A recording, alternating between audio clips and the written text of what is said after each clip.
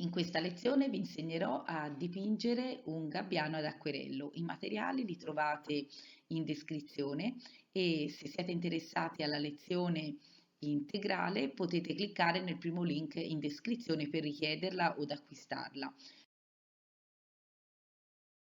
Vi mostro velocemente un po' tutti i passaggi dopo aver fatto il disegno. Come sempre dipingo con la tecnica bagnato su bagnato per creare gli effetti che sono diciamo più morbidi.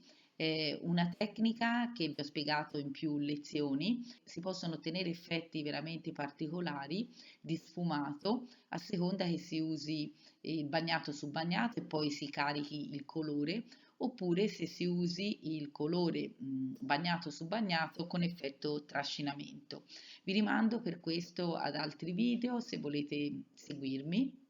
E a questo punto, dopo aver bagnato il cielo, vado a lavorare anche il mare, però uso una tecnica, questa volta bagnato su bagnato, però lascio alcune parti asciutte, di modo che il colore non scivola via velocemente come nelle altre parti. Quando si lavora ad acquerello, come sempre, si parte da toni più chiari e quindi vanno salvaguardati, e anche nello scoglio, per esempio, io ho messo ocra e poi sono intervenuta successivamente con dei colori più scuri. Lo stesso farò per esempio nel gabbiano e interverrò poi successivamente per velature, vale a dire in questo caso quando il colore è asciutto, perché sapete la differenza, no, tra velature e sfumature. Le sfumature si fanno bagnato su bagnato, le velature si fanno quando il foglio sotto è completamente invece asciutto. Vado ad aggiungere i dettagli più minuti. Ora logicamente cambio anche il pennello, dal pennello più grande che serve sia per trattenere l'acqua ma anche per rilasciarla gradualmente, prendo pennelli sempre più piccoli per lavorare e fare elementi sempre più dettagliati e fini. Come sempre ritorno sul mio dipinto più volte affinché possa rendere dei toni più scuri oppure schiarirne altri.